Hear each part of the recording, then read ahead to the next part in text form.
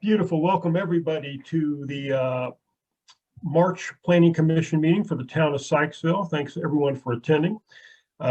Meeting is taking place via Zoom.us teleconference. In order to give a public comment or listen to the meeting, you can call 301-715-8592. The ID is 899-3737-6575. The password is 584465. You will not be able to enter the meeting until 50 minutes prior to the meeting start time, and then you'll be placed on mute. Public comments are limited to 3 minutes per person. There will be no discussion on items not on the agenda as they have not been made part of the required public notice of this meeting. I'm going to call everybody to order.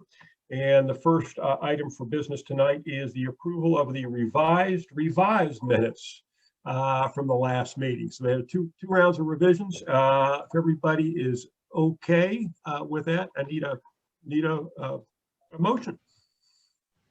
We approve the revised minutes of the last meeting. Okay, I didn't see who said that. I didn't either. I think that was Phil. Oh, great. Okay.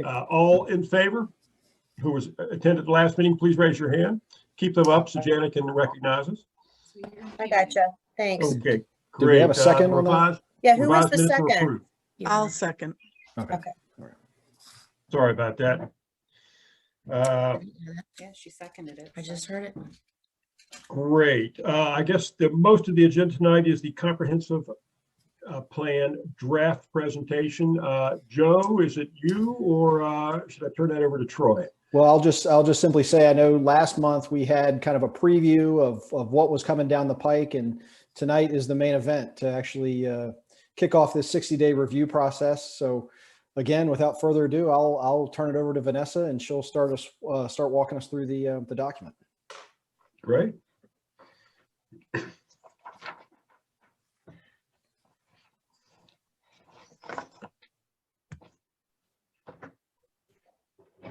Yeah, I'll just start it off here. Vanessa and I kind of choreographed how we're going to do this tonight. So she's the main event. I was trying to unmute myself, but I couldn't figure it out. But yeah, go ahead, Troy. I'll tee it up here. So again, thanks so much. We're really happy and delighted to present the draft comprehensive plan for Sykesville. I know the copies were sent out electronically to everyone prior to the meeting. So Vanessa, if you can go to the next slide. I think just kind of what this meeting means tonight and where we're headed. A little bit of background in terms of schedule and the update process. Of course, last year we were heavily involved in the planning process, and we really kind of closed that process out in terms of getting us to the point where we needed to actually put pen to paper. And we worked pretty much through December, including January and February, to draft the plan. Of course, we presented that to you, kind of a preview back on the 1st of February, a month ago already. It just seems like a week or two ago, if that. Then the advisory committee, several members are present here tonight as part of your body. We concluded their work on February 18th, and we got a lot of great comments and feedback that we've incorporated into that draft. And then tonight we're presenting the draft to the Planning Commission. And as Joe said, that begins the formal adoption process. So March, just quickly there, March and April, we have a 60-day public comment period. May 3rd is our target date to bring the plan back to you for consideration of recommendation to forward that plan to council for adoption. And of course, through that public comment period, we'll have addressed any comments relevant to the plan that need to be incorporated. Vanessa, if you can go to the next slide. And then this slide just details kind of the finer points relative to state code regarding comprehensive plans. There is a required 60-day public comment and review period. As Joe said, we've started that tonight as your Planning Commission meeting requires us to provide the state agencies and adjoining local jurisdictions a copy of the plan. And that has to occur 60 days prior to your Planning Commission, your body's public hearing, which we'll have scheduled on, is that May 3rd, Vanessa, again, I think was the date we were targeting for the public hearing. And then again, at that time, hopefully you would be able to recommend the plan to the town council for their adoption. Governing body does have the option to also hold a public hearing. It's not required, but they have the option to do so. And the governing body then would adopt that plan by resolution, has 90 days to act unless a resolution extends the deadline for more than 60 days. But we don't anticipate there's going to be a failure to act, but there's a provision in the code that if there is a failure to actually act, it's actually deemed adopted at that point. So, so hopefully that lays out kind of the process and what tonight's meeting really means going forward. We would really appreciate, go to the next slide, Vanessa, is that if the Planning Commission could have its comments back to Joe by the end of this month, March 31st, I think that's sufficient time. We don't want to wait a full 60 days. We'd like to try to get the comments starting to come in from the Planning Commission and also the public. The public's going to have an opportunity to review the plan. It's going to be made available on the website, the town's website, and comments will be received as well. So we're trying to encourage folks to get comments back in by the end of March. Hopefully the state doesn't take a full 60 days, but they're given that time frame. So if they can get their review done quicker, that means that we can move the process on to your public hearing and the adoption by council. So Joe, anything you want to add there on that? Just to say that, the document has been submitted to the state, so it's going to enter into their clearinghouse. And they did say they'll have comments back to us at least a week before the scheduled public hearing. So we should be able to at least hopefully address most of those comments before it comes back to Planning Commission there for the public hearing. We do want to mention that if the public has any comments, that they can email them to, and Carrie, you'll have to check my email address, but I believe it's town@sykesville.net. So again, if they're going through the document, you have a question or comments or really anything about the document itself, you can comment through that email address. Okay, very good. All right, Vanessa, do you want to walk through the plan itself? Sure, happy to. So can everyone still see my screen or see the plan document? Yes. Okay, perfect.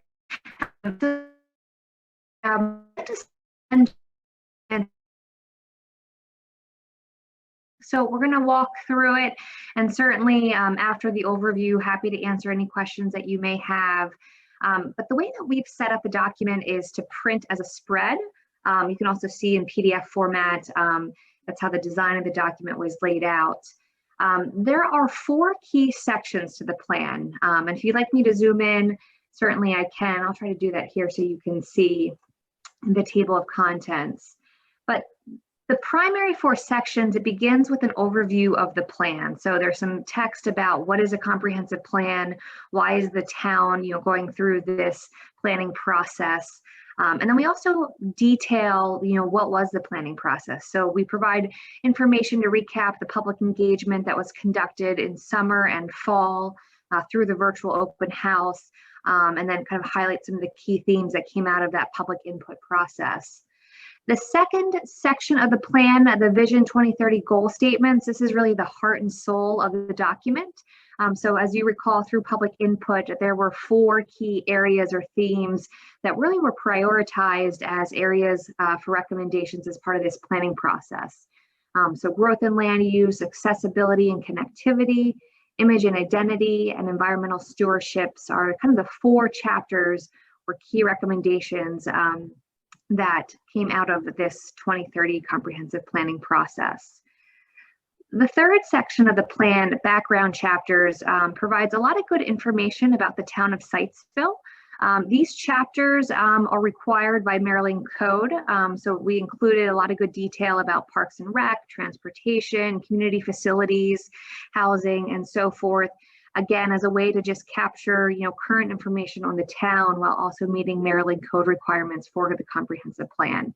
But we did move them towards the back because it's, again, a pretty long section with a lot of good information, but not necessarily related to these 4 primary, recommendations that were presented up front. And then the final section, implementation action plan, this really is a strategy for implementation of the planning recommendations over the next 10-year period. So in a matrix format, and we'll show this to you in just a bit, This includes detailed action steps that the town can take to actually help implement the various recommendations that were set forth in the plan. So let me zoom out. So we included an acknowledgements page, of course, the mayor, town council, the planning commission, and the advisory committee, just to recognize all the good effort that went into preparing the plan since last summer. You'll see throughout the document that we added large page spreads to announce each of the sections, just as a way to help orient readers and the public about the section of the plan that they'll be covering. So about the plan is the first section, and like we mentioned, this includes some background about the planning process, including the vision statement. So I believe we reviewed this at the February 1st meeting, but the Vision 2030 vision statement along with the corresponding goal statements. And I'll zoom in just for a second. So here you can see growth and land use again, the text, and we'll go through these as we go through this document, but the specific goal statement for each of these 4 areas: growth and land use, connectivity and accessibility and connectivity, image and identity, and environmental stewardship. Okay, I'll zoom back out. Hopefully I'm not making anyone dizzy. Planning process, you will see a placeholder on this page, and once the plan is adopted, we will update that to reflect the actual adoption date by council. But again, planning process, this recaps all of the public input and promotion that we went through on summer and fall, the online survey, the public input events, the design workshops, and then the virtual open house as well as showcased on some of these opening pages. And then Vision 2030 goal statements, like I said, this is really the heart and soul of the document. For each one of these 4 goals, what we did is included a title page that recaps the goal statement. So for growth and land use, Sitesville will support the continued investment in and preservation of historic Main Street and will promote the successful mixed-use redevelopment of Warfield. So that's the goal statement for this section. And the chapter begins with a little bit of an overview of what the issue is. So, what we heard through the public input process, why it was prioritized, and then a little bit of background into the recommendations. After that introduction, then we outline the primary goals for that specific goal statement. So for growth and land use, and let me zoom in so everyone can actually read. The 4 items are key recommendations: infill and expand downtown, pursue a hybrid form-based zoning policy, explore annexation options for expansion south of Oklahoma Avenue and south of the river, and support mixed-use redevelopment of the Warfield complex. After we present that high-level overview of recommendations, then for each one of those 4s, the plan includes, again, more detail on each. So again, explaining the issue and the recommendation for each one of those. Okay, and I won't go in through these through detail unless you would like us to focus review the next 30 days, read language, certainly if you've, but you can see the text for each one of these. As an implementable plan, we do try to keep it relatively short and concise, just to keep it readable for everyone. There are supporting maps and images throughout the document to help convey the recommendations as well. Okay. So the second goal statement, accessibility and connectivity. Sitesville will be accessible for all citizens by improving its trail and sidewalk network, connecting neighborhoods and parks with Main Street.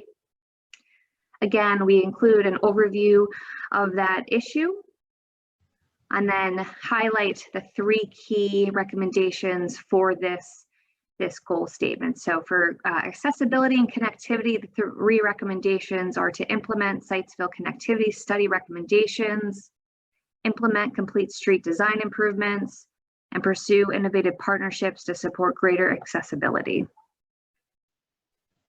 Okay. And then again, for each one of those plan recommendations, we include, again, some supporting text and graphics for the recommendations. Troy, anything that I'm missing as I go through this that you want me to highlight? No? Okay. Nope, you're good. All right. Image and identity. This is the third goal statement. Sitesville will continue to embrace its unique history and small town charm, prioritizing a boutique sense of place through inviting gateways, design guidelines, and wayfinding. So again, same format, a little bit about the issue or the opportunity, the primary goals for this goal statement or primary recommendations. I'll zoom in so everyone can see them. Just scroll over. So for image and identity, it's to continue to support the preservation of historic buildings throughout the town. 2, promote branding synergies between the town and downtown Sitesville connection.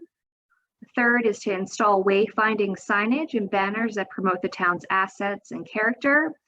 And finally, 4th is to invest in new and improved public spaces to accommodate gatherings and active pedestrian use. I'll zoom out. So again, those recommendations are explained in greater detail with supporting images and renderings that came out of the design workshops that were hosted in October. Okay, and then the 4th goal statement is environmental stewardship. The town will promote the conservation of its natural environment and invest in stormwater management improvements to protect the river and its watersheds. So again, information on the issue.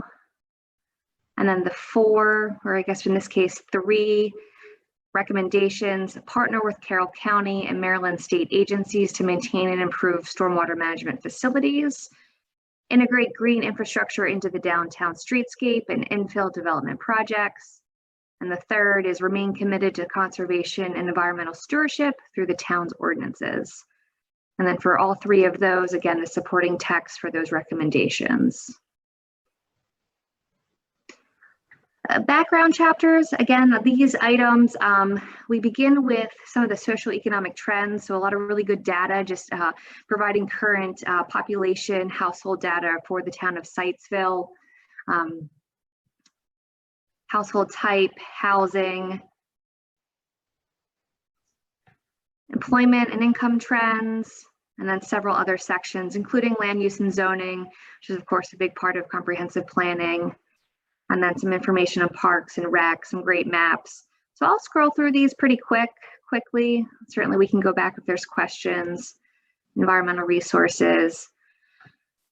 And then the 4th and final section of the comprehensive plan is the implementation action plan. And this really is meant to be a tool for the town to use over the next 10 years to help prioritize implementation. So again, there's a lot in this plan. There's a lot of recommendations. And so the implementation action plan is really intended to help focus which action items get addressed in the short term, midterm, and then long term. So the way that we approach this, and I'm going to zoom in for readability, is for each of the 4 goal statements. So growth and land use, for example, in the implementation plan, we recap, the goal statement, those 4 recommendations, and then we outline a series of recommendations on how to implement those. And as part of implementation, who the lead entity is, supporting partners that could help advance implementation, the estimated cost to the town, a timeline and funding opportunities. So here in this example, annual operating budget, but we do identify sources of grant funding at the state and federal level that could also be leveraged for several of these recommendations. So this is really how, the kind of the roadmap for implementation, again, over the next 10 years for each one of these goal statements. Troy, anything that you'd like to add on the implementation plan? No, I think that's good. And I think, each one of those strategies really go back and support those specific recommendations in the body of the plan. So this is really, I think the implementation piece is really kind of the work program that staff can start to use to sort of check off the list and also help prioritize in terms of use it as a tool for capital planning and budgeting based upon some of the recommendations included in here. And some of the recommendations certainly, point to some more due diligence in terms of needing additional studies done to further evaluate maybe the cost doing certain improvements, et cetera. But I think Joe, we've talked through that pretty extensively, and I think Joe and Jana have a good handle on and comfort level on how to use this implementation matrix as a tool for their own administration purposes. Joe, anything you want to add?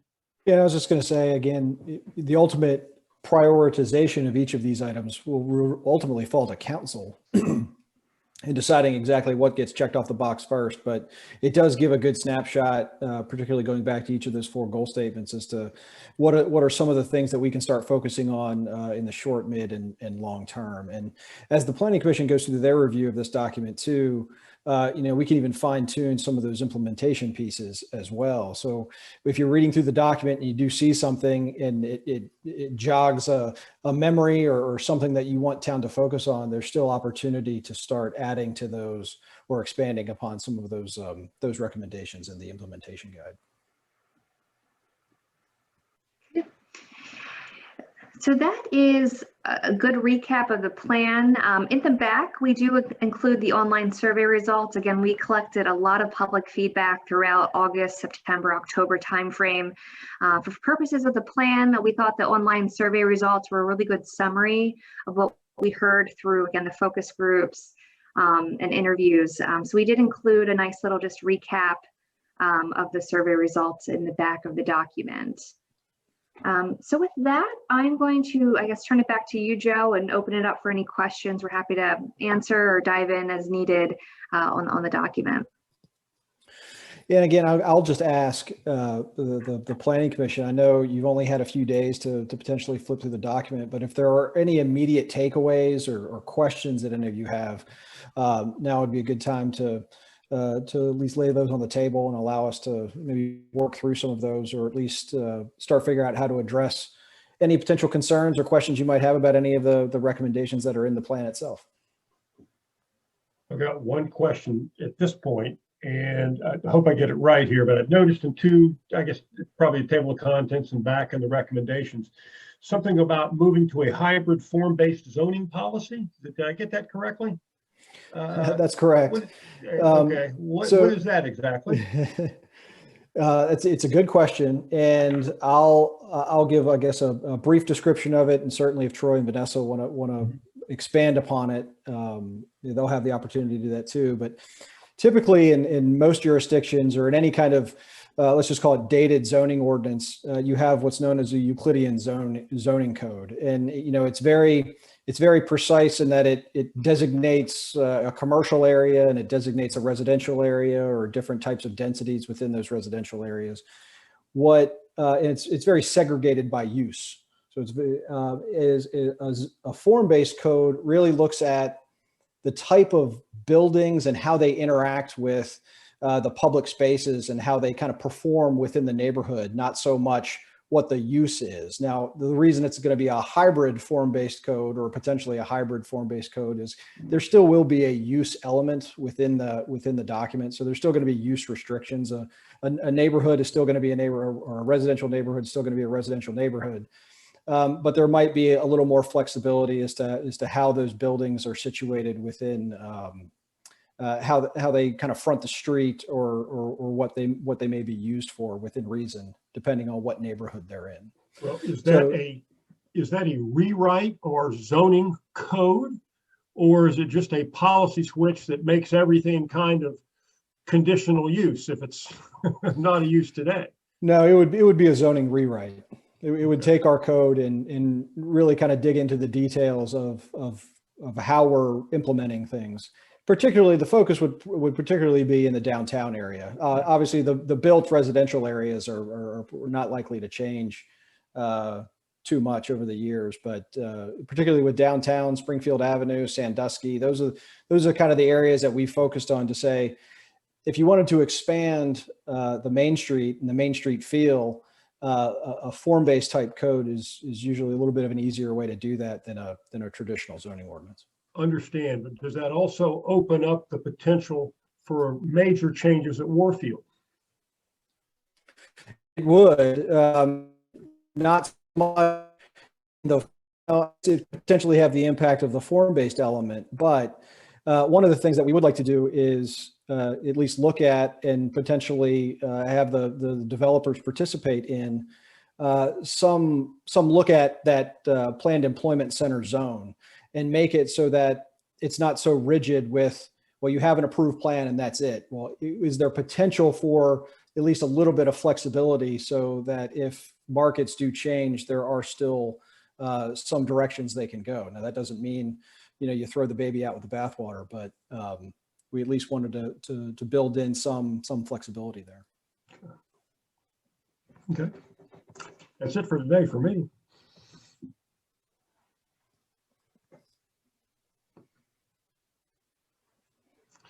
Great. So summarize, you want our comments, the Planning Commission comments by the end of the month, correct? That is correct, Chairman. Yeah. And our next meeting is the 5th of April, I believe. Okay. So I guess, do we want to accomplish this in our next Planning Commission meeting, or would you like, I guess this is for Joe and Janet, would you like written comments coming back from us prior to our next meeting? Yeah, that would be the goal. And then particularly if we start to see themes in some of those comments, definitely at the next Planning Commission meeting, we can start working through some of those, or at least discuss those as a group so we can make sure that we're properly addressing them in the document. But yes, April 5th would be a great time for, I don't want to call it a workshop because it will be a formal meeting, but we can start working through some of the comments as we receive them. Okay. Sounds good. Anybody else? No other comments yet? Everybody's writing things down right now, right? That's what it is. I read the documents today, start to finish, and as an English creative writing teacher of 40 odd years, I'd like to compliment the writers on how well they did. I thought it was a finely produced document. I do have a few comments on it, but I'll put those in and we'll talk about them next time. Wonderful, thank you. Very good. Great. With no other comments, I guess we will move on to the next item on our agenda, which is the county updates. So as I see Claire is on the call. Hi, good evening. Good evening. So just some quick informational updates. We have the comprehensive rezoning. We're moving forward with the residential portion of that. We had a couple by requests mapping that were given recommendations by the Planning Commission, and they'll be moving forward to the county commissioners in the upcoming months. We have some residential text that is going before the Planning Commission right now, so we're just hoping to bring those to the county commissioners at the same time for adoption, recommendation, whatever they choose to do with that. The second update is we're moving forward with the spring 2021 amendment to the Water and Sewer Master Plan. That is one amendment, which is in Westminster. And then the third update is I received a concept site plan for Buttercup Road property. That is located in the northwest quadrant of Buttercup and Raincliff Road intersection. The proposed use is a 68,000 square foot warehouse in the I-2 district.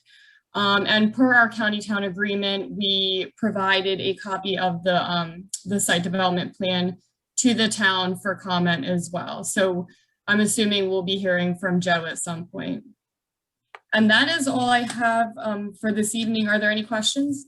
Actually, Claire, one question.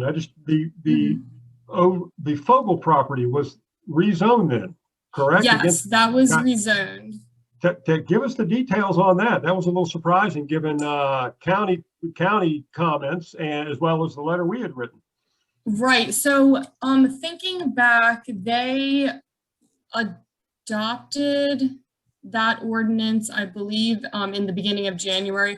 I'll have to look back and find what the why they chose to rezone it. I know staff recommendation was unfavorable Planning Commission recommendation was unfavorable.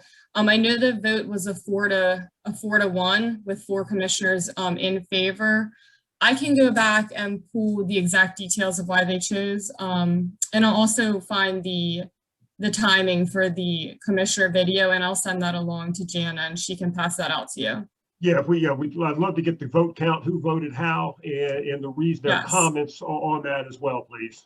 Yes, of course. There were 30 properties, so they are all a little hard to keep track of over the year time frame that we did that. So I will pull that information and get that to Jana for you.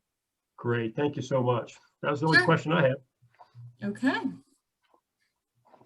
So that's it for county updates. Any other questions? Great, over to the town for updates. I only have, again, 2 quick ones. I think I mentioned that the last time, actually, both of these items, but we did receive a Board of Zoning Appeal application, so there will be a hearing on March 10th. It's the old, the Dunright buildings there on Springfield. They're asking that a portion of the code that requires the first floor or any kind of conversion from commercial to residential at the first floor remain at least 50% commercial operation. They're asking that the warehouse building be converted to full residential while keeping the other building, that single-story structure, all commercial. So they're trying to combine everything into each of those buildings. But again, that'll be heard by the BZA on March 10th. And then we did actually receive our annexation petition, which was accepted by council, or at least introduced to council at their, I believe it was the February 8th meeting. So that's working through the annexation review process, and it will be before the Planning Commission here in the next month or 2. Great, and have we heard anything from Warfield?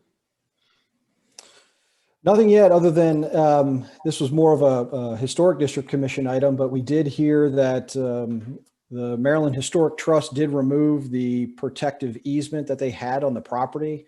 Now, that does not change I guess the authority that the local jurisdiction has, or the town has, in the Historic District Commission. We still have our Warfield Historic District in place, and it's still fully enforceable. But some of the backstop that we had with the Maryland Historic Trust, in that they had to review some of the approvals that were given, or that would have been granted to Warfield, is no longer in place. So it's really kind of falls on the shoulders of the Planning Commission and the Historic District Commission now. And then they are working on a tax credit bill through the legislature, the state legislature, to increase the amount of tax credits that are available to them to help close the funding gap, the financing gap they have there at the project. But as far as any specifics on the project itself and whether or not they're coming forward to either ask for anything or build anything, there hasn't been any movement on that yet. So on the tax situation, that will not have any, will that have any ill effect on the town? No, it shouldn't have any effect on the town.